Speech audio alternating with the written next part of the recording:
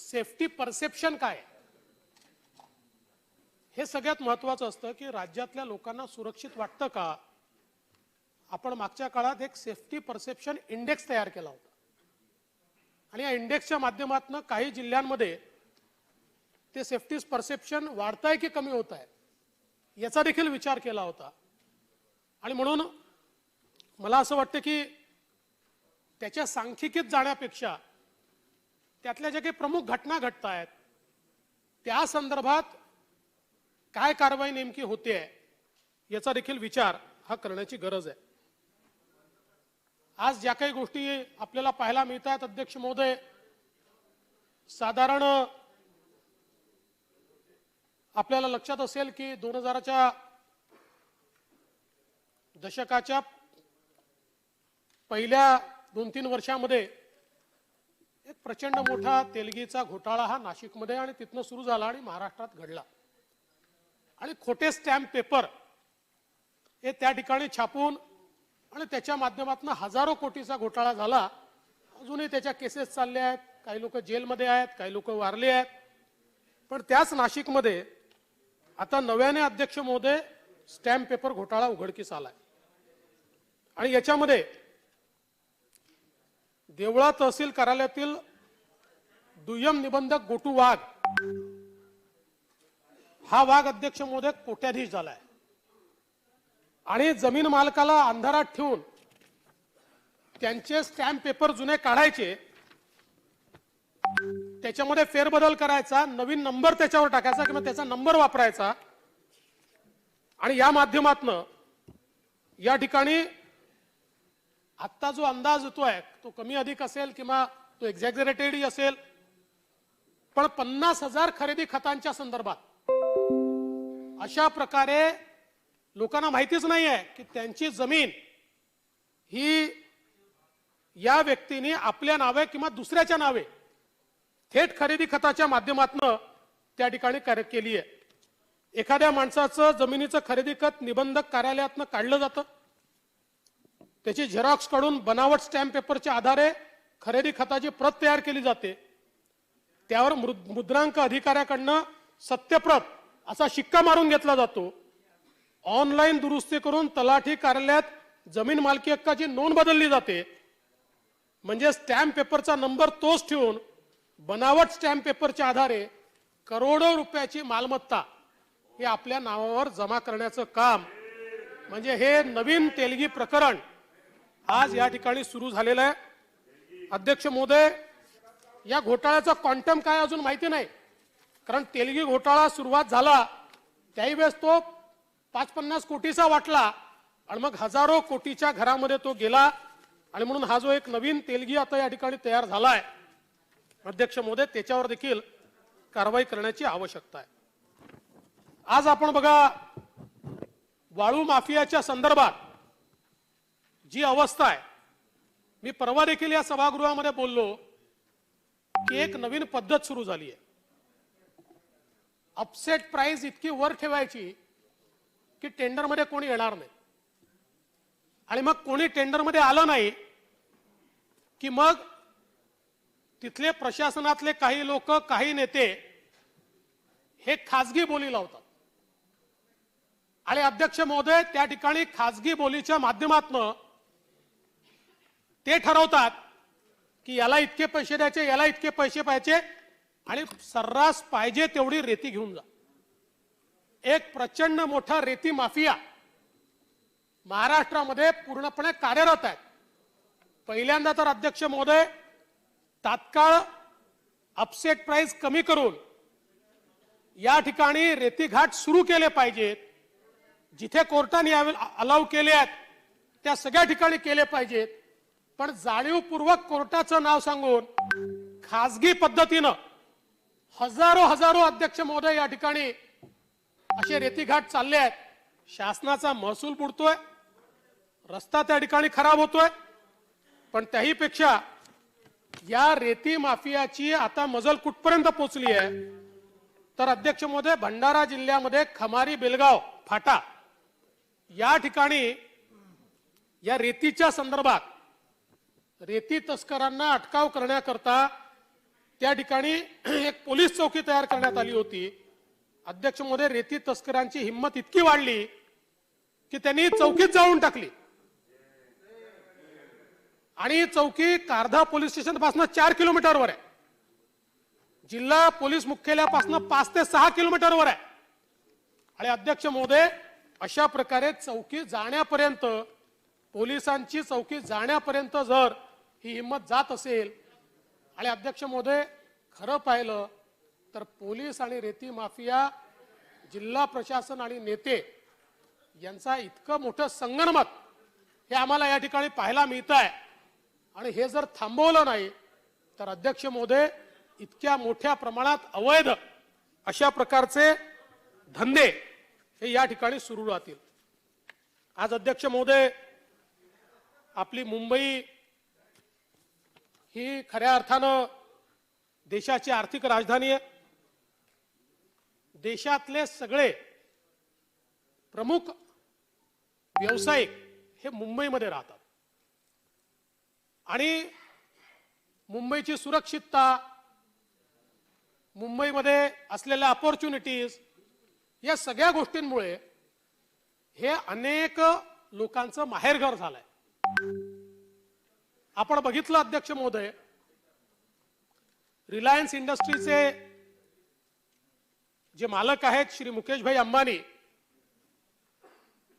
Wealth creator आहेत, value creator आहेत, employment creator आहेत. आणि अशा प्रकारची जी मंडळी या मुंबईमध्ये राहतात, या राज्याच्या आणि देशाच्या जीडीपी मध्ये कॉन्ट्रीब्यूट करून या देशामध्ये वेल्थ, व्हॅल्यू आणि एम्प्लॉयमेंट क्रिएट करतात, अशा लोकांची सुरक्षितता देखील अत्यंत महत्वाची आहे. 26 तारखेला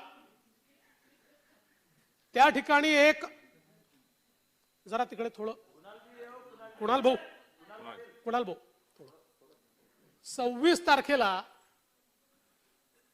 अध्यक्ष महोदय, एक जिलेटिननी भरलेली गाडी ही त्या ठिकाणी सापडली. एक पेपर त्या ठिकाणी सापडला, एक धमकीचं पत्र सापडलं.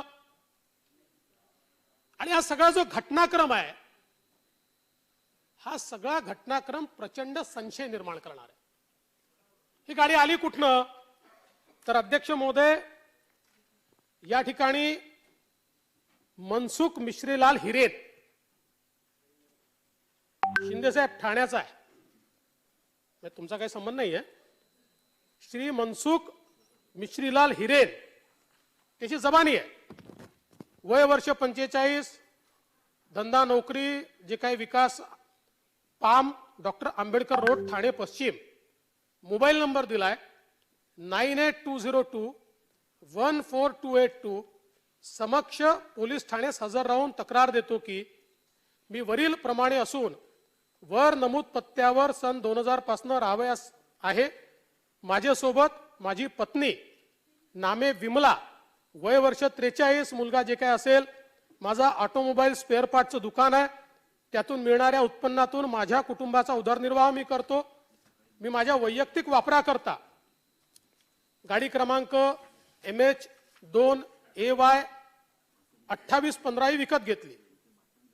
दिनांक 17/2/2021 रोजी मी माझे क्लासिक कार डेकोर, विद्याभवन, वंदना टॉकीज जवळ ठाणे पश्चिम इथून 6:30च्या सुमारास माझी स्कॉर्पिओ मोटर कार MH02AY 2815 ने मुंबई क्रॉफर्ड मार्केट येथे कामानिमित्त जात असताना माझी वर नमूद जी काही कार असेल ती एरोली ब्रिज संपतो व सर्व्हिस रोड चालू होतो तेथे पूर्व द्रुतगती महामार्ग दक्षिण वाहिनी सर्व्हिस रोडवर विक्रोळी पूर्व मुंबई येथे आल्यावर माझ्या कारचे टेरिंग जाम झाले. मला मुंबईला जाणे आवश्यक होते, त्यामुळे माझी कार नमूद ठिकाणी सायंकाळी 7 वाजता पार्क केली. ओला कार करून मुंबईला आलो आणि 18ला मेकॅनिक घेऊन त्या ठिकाणी गेलो. त्यावेळेस माझी कार त्या ठिकाणी मिळाली नाही, असा मोठी जबान त्यांनी दिली आणि कुठली कार त्या ठिकाणी आहे हे देखील त्यांनी सांगितलं. आता ही जी काही कार होती अध्यक्ष महोदय, हीच म्हणजे ही स्कॉर्पिओ व्हॅन अंबानींच्या ती जी अँटिलिया बिल्डिंग आहे त्या बिल्डिंगच्या समोर पाहायला मिळाली. आणि मग त्याच्यामध्ये एक पत्र देखील होतं. मी त्या पत्रातलं नाव वाचत नाही, काही वर नावं आहेत. एक झलक है ये, अगली बार ये सामान पूरा कनेक्ट होके आएगा, ओरिजिनल गाड़ी में आएगा, तुम पूरा फैमिली को उड़ाने के लिए इंतजाम हो गया है, संभल जाना, गुड नाइट. आता ही जी गाडी त्या ठिकाणी होती त्यात जी मूळ व्हेकल आहे त्या व्हेकलचा नंबरच या गाडीला त्या ठिकाणी लावलेला होता. नंतरच्या काळात अध्यक्ष महोदय एक पत्र, एक चॅनल सुरू झाला टेलिग्रामवर, आणि टेलिग्राम चॅनलवर एक पत्र आलं. त्या पत्रात काय लिहिलं? With the permission of Allah, the brother who placed the SUV near the Ambani house has reached the safe house. This was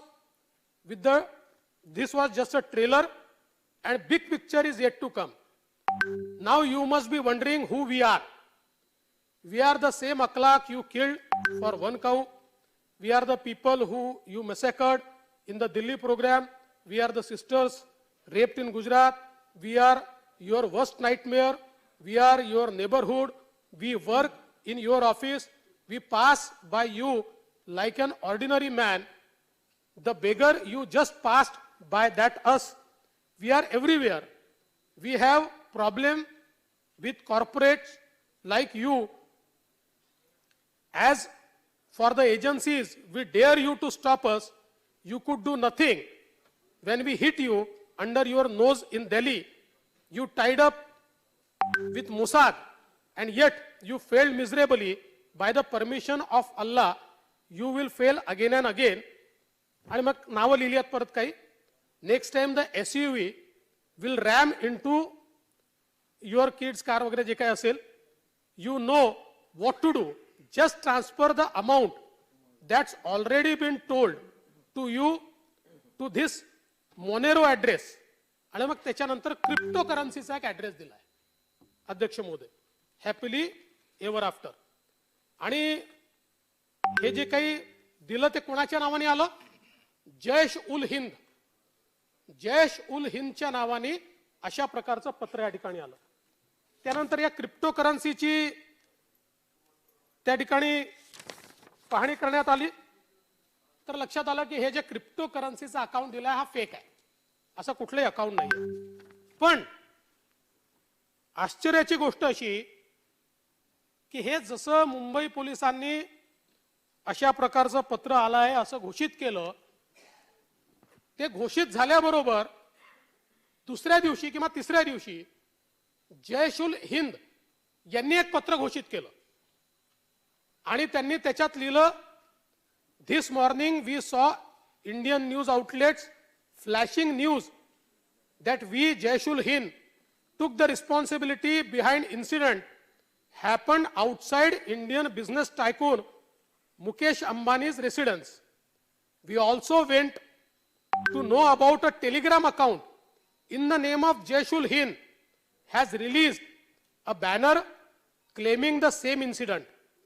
By this poster, we want to clear Jaish ul Hind has no relation with the incident happened outside Mukesh Ambani Bangalore.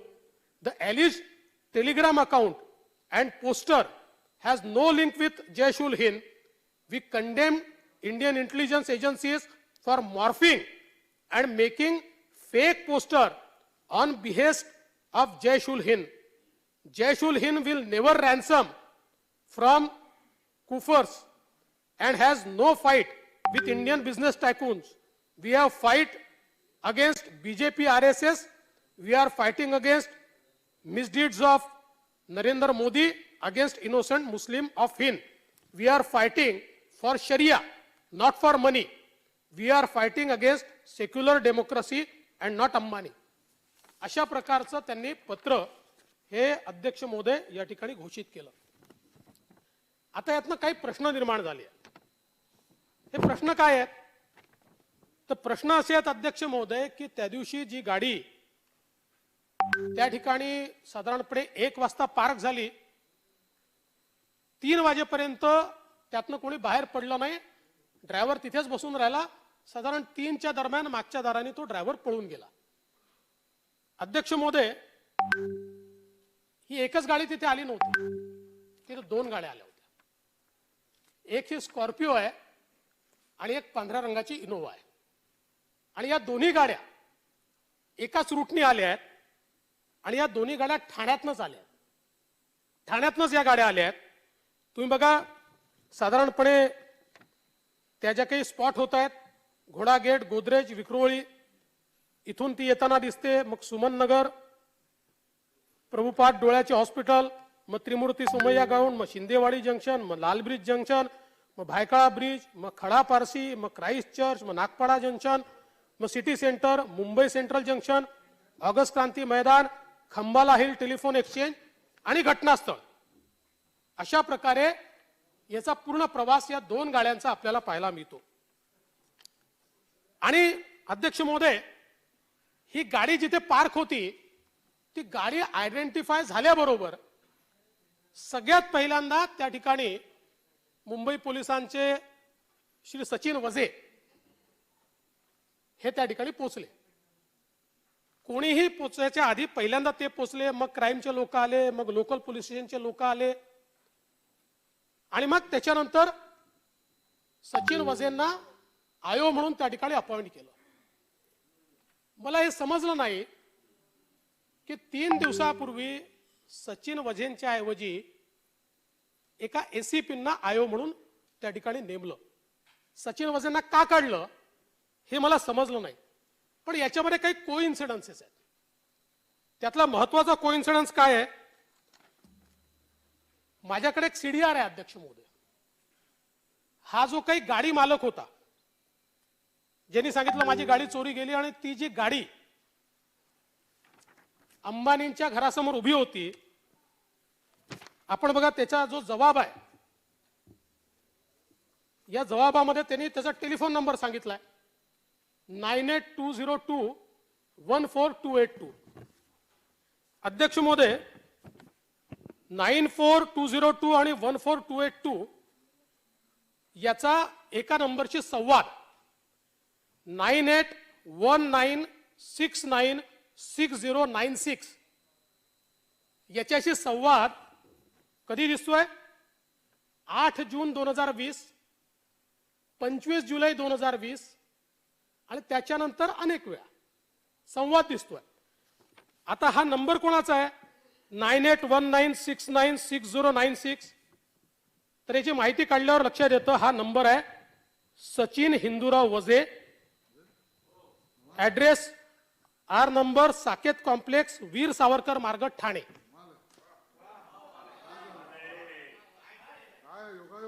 हा योगायोग असू शकतो. म्हणजे अध्यक्ष महोदय, ज्या दिवशी ही गाडी बंद पडली ठाण्याला, त्यांनी जी कंप्लेंट केली आहे की माझी गाडी ठाण्याला बंद पडली, बंद पडल्यानंतर ओला घेऊन तो क्रॉफर्ड मार्केटला गेला. क्रॉफर्ड मार्केटमध्ये पोलीस मुख्यालय आहे, आपलं सीपींचं ऑफिस आहे. तो क्रॉफर्ड मार्केटमध्ये एका व्यक्तीला भेटला. ती व्यक्ती कोण? अध्यक्ष महोदय, हा माझा प्रश्न आहे की ती व्यक्ती कोण आहे, कुठल्या व्यक्तीला तो भेटला? अध्यक्ष महोदय, हे जर तुम्ही काढलं, कारण हे फार सोपं आहे. तो ज्या ओलामध्ये बसून गेला त्याचा रेकॉर्ड आहे, ओलाच्या ड्रायव्हरने त्याला बघितलेला आहे, तो कोणाला भेटला हे पाहिलेलं आहे. आणि अध्यक्ष महोदय, मग अशा परिस्थितीमध्ये ही गोष्ट लक्षातच येत नाहीये की एवढे कोइन्सिडन्सेस कसे की वझे पण ठाण्यात राहणार, ज्याची गाडी त्या ठिकाणी घरासमोर पार्क केली तोही ठाण्यात राहणार, आणि घटनेच्या कितीतरी पूर्वी या दोघांचं टेलिफोनवर संभाषण आहे, म्हणजे एकमेकाला ओळखतायत. अध्यक्ष महोदय, खूप मोठे प्रश्न यांनी निर्माण झाले आहेत. आणि आपण बघा, जणू काही विद्युत वेगाने, म्हणजे पहिल्यांदा अगदी ती स्पॉट कोणी केली आहे गाडी, तो स्पॉट झाल्याबरोबर पहिल्यांदा तिथे वझे पोचले. कोणी नाही, म्हणजे लोकल पोलीस स्टेशन नाही पोचलं, क्राईम ब्रँच नाही पोचलेला, म्हणजे दुसरं कोणी पोचलेलं नाहीये. फर्स्ट मॅन टू रीच हे सचिन वझे आहे. हे पत्र जे काही धमकीचं आहे हे सचिन वझेंनाच प्राप्त झालंय. हे पत्र त्यांनीच तिकडे डिलिव्हर केलंय. आणि मग अध्यक्ष महोदय त्याच्यानंतर योगायोग बघा की एक टेलिग्राम चॅनल तयार होतो आणि त्या चॅनलवर कुठलं ते हिंद जयशुल हिंदच्या नावाने असं पत्र एक दाखवलं जातं की जणू काही खंडणी मागण्याकरता हे सगळं करण्यात आलंय. आणि जयशुल हिंद एक पत्र देऊन सांगतंय आमचं पत्रच नाहीये. अध्यक्ष महोदय, खूप मोठी शंका या प्रकरणामध्ये तयार झाली आहे. आणि म्हणून अध्यक्ष महोदय माझी मागणी आहे,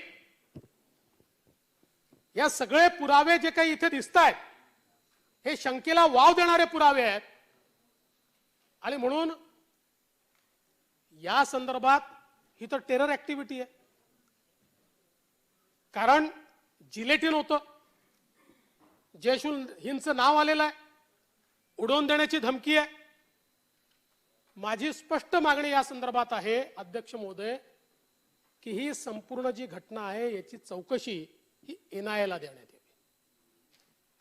हे जे काही योगायोग दिसतात ना, हे काय योगायोग आहेत याची चौकशी ही एनआयएला देण्यात यावी, अशा प्रकारची अध्यक्ष महोदय माझी मागणी आहे. अध्यक्ष महोदय, खरं म्हणजे कायदा आणि सुव्यवस्थेच्या संदर्भात बोलत असताना उस्मानाबादची घटना काल मी मांडली. 15 दिवसापूर्वी पारधी समाजाच्या एका महिलेचं अपहरण करून तिच्यावर बलात्कार करण्यात आला. आणि अध्यक्ष महोदय, काल एक महिलेची चिठ्ठी या ठिकाणी मी वाचून दाखवली आणि ती स्पष्टपणे म्हणते की जो तिथला पोलीस आहे त्यांनी बंदूक दाखवून माझ्यावर बलात्कार केला आणि म्हणून मी या ठिकाणी आत्महत्या करते. अध्यक्ष महोदय, या घटना फार गंभीर आहे. कुठेतरी या संदर्भात आम्ही कायदे करतो, पण नेमकं त्या कायद्याचं होतं काय आहे याही संदर्भात अध्यक्ष महोदय लक्ष देण्याची गरज आहे. आता आपण बघा, ज्या अंकितामुळे हिंगणघाटच्या आपण शक्ती कार्याचा विषय आणला, आज तिला देखील आपण न्याय देऊ शकलो नाही. आपण अध्यक्ष महोदय तेवढं तर सोडून द्या, काही गोष्टी ज्या असतात या भावनेच्या गोष्टी असतात. अंकिताच्या अंत्यविधीच्या वेळी सरकारने लेखी आश्वासन दिलंय की आम्ही आर्थिक मदत करू आणि कुटुंबातल्या सदस्याला नोकरी देऊ. अजून अध्यक्ष महोदय वर्ष उलटून गेलं, हे आश्वासन सरकारने पूर्ण केलं नाही.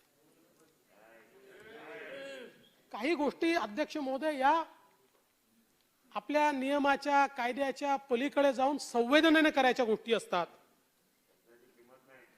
पण अशा प्रकारे अध्यक्ष महोदय काही होताना आपल्याला दिसत नाही.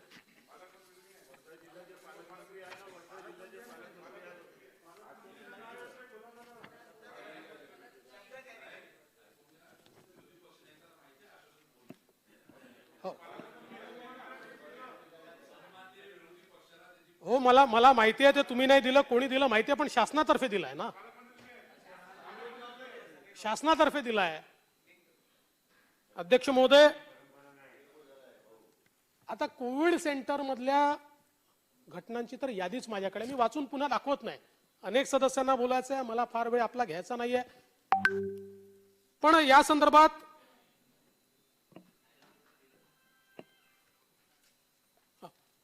निवेदन वाचायचं. माननीय मंत्री अध्यक्ष महोदय, महाराष्ट्र विधानसभा नियम 57 अन्वये उपस्थित केलेल्या प्रस्तावासंबंधी निवेदन.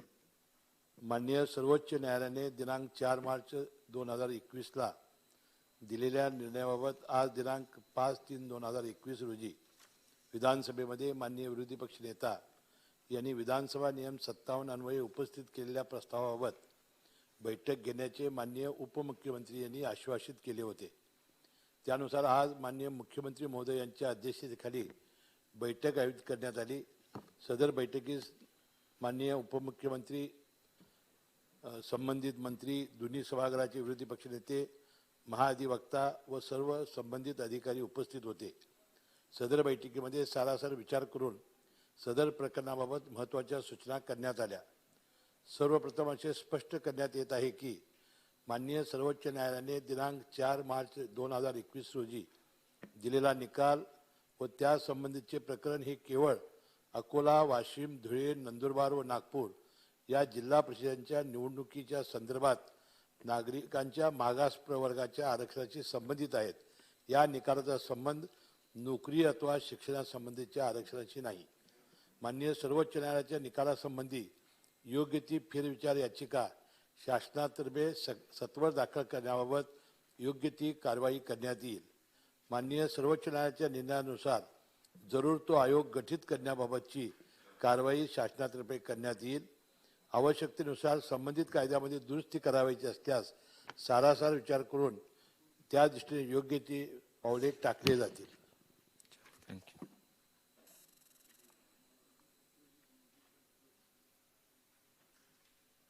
झालं। अध्यक्ष महोदय, या कोविड सेंटर मधल्या संदर्भात SOP जाहीर करायला एक वर्ष आपल्याला लागतं। आता परवा दादांनी सांगितलं 31 मार्च पर्यंत करू, पण अध्यक्ष महोदय मला असं वाटतं की या संदर्भात अक्षम्य अशा प्रकारची दिरंगाई ही होते। आज बघा, सातारा मांडवे गावात 50 वर्षीय मूकबधीर महिलेवर बलात्कार झाला। औरंगाबादमध्ये मुलीची छेड काढली, तिच्या वडिलांनी पाठलाग केला तर त्यांना चाकू दाखवण्यात आला। उस्मानाबाद जिल्ह्यातील तुळजापूर तालुक्यात अणदूर गावामध्ये 14 वर्षीय बालिकेवर बलात्कार झाला। 3 पैकी 1 आरोपी अजूनही फरार आहे। मेहबूब शेखच्या संदर्भात तर अध्यक्ष महोदय सरकारचा त्याला पूर्ण आशीर्वाद आहे, त्याच्यामुळे काहीच त्या ठिकाणी होत नाहीये। बीड गेवराई येथील महिलेने सामूहिक बलात्काराच्या प्रकरणातील आरोपीला अटक होण्यास मोठा एक लढा दिला अध्यक्ष महोदय, तर त्या महिलेलाच गावातून बाहेर काढण्याचा ठराव झाला। पेण इथे अल्पवयीन मुलीवर बलात्कार करून हत्या करण्यात आली। नागपूरमध्ये एकतर्फी प्रेमातून माथे फिरून तरुणीच्या घरात घुसून लहान भावाची आणि आजीची हत्या केली।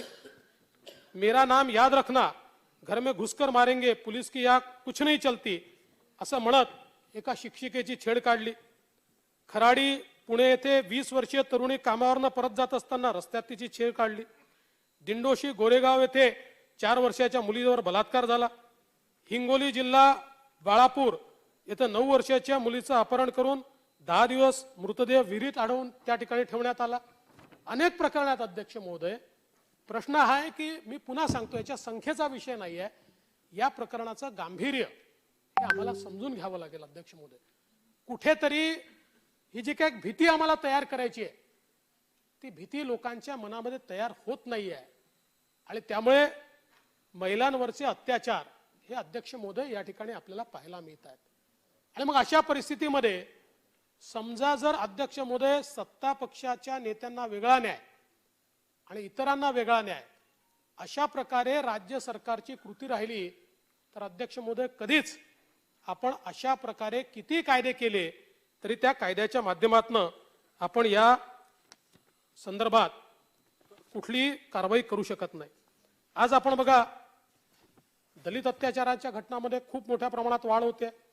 पिंपळे सौदागर पुणे दलित युवकाची हत्या, पिंपळधारा नागपूर दलित कार्यकर्त्याचा संशयास्पद मृत्यू, लाखखंडाला वैजापूर तालुका 2 भावांची जमावाकडनं हत्या, 14 मार्चला दलित किशोरवयीन मुलाचा आंतरजातीय प्रेम प्रकरणातनं शिरच्छेद आणि पालकांना मारहाण, अंधारी सिल्लोड औरंगाबाद 50 वर्षीय दलित महिलेला पेटवण्यात आलं, डोंगरगाव सिल्लोड दलित महिला आणि मुलाचा संशयास्पद मृत्यू, शिर्डी अहमदनगर मुस्लिम युवकाचा जाचाला कंटाळून अध्यक्ष महोदय बौद्ध मुलाची आत्महत्या, अंबड जालना या ठिकाणी आपल्याच एका मंत्री महोदयाच्या संस्थेमध्ये दलित मुख्याध्यापकाला सहवरिष्ठ शिक्षकांकडनं मारहाण करण्यात आली.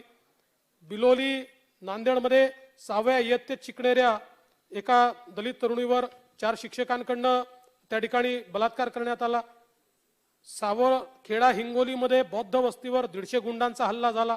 हिवरा माजलगाव बीड शेतीवरनं वादातून मागासवर्गीयांवर हल्ला त्या ठिकाणी झाला.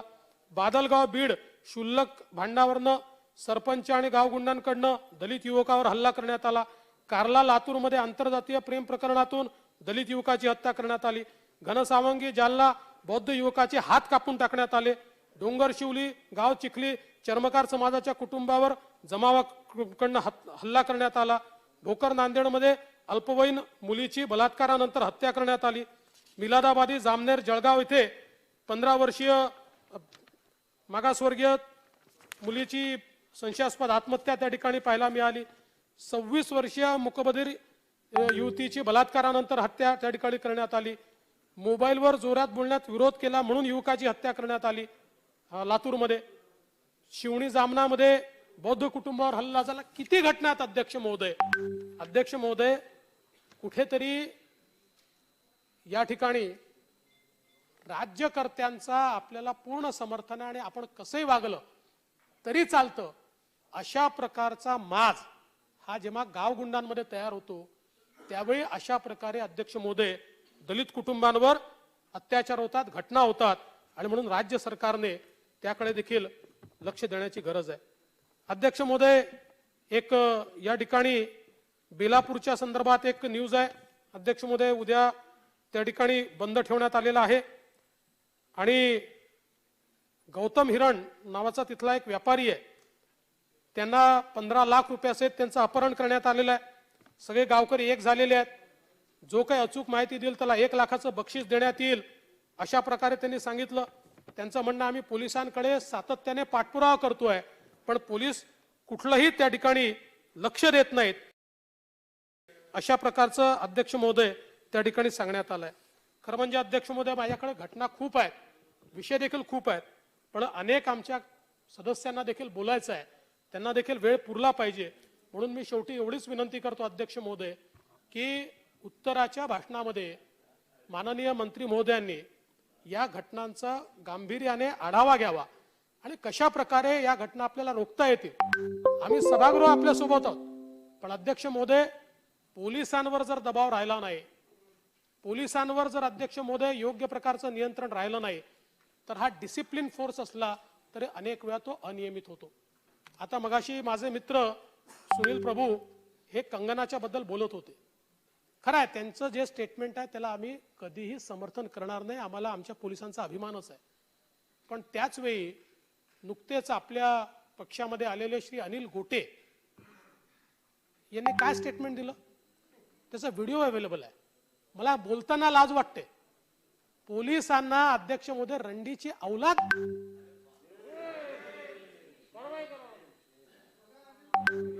व्हिडिओ आहे, मी पाठवतोय तुमच्याकडे व्हिडिओ.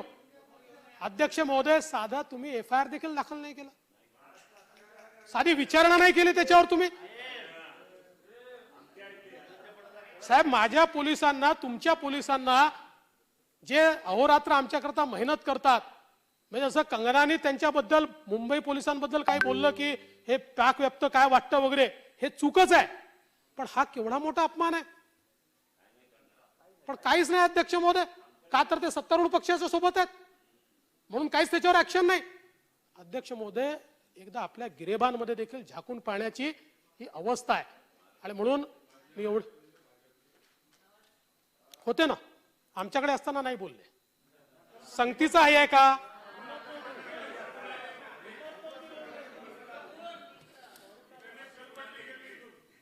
संगतीचा परिणाम आहे का?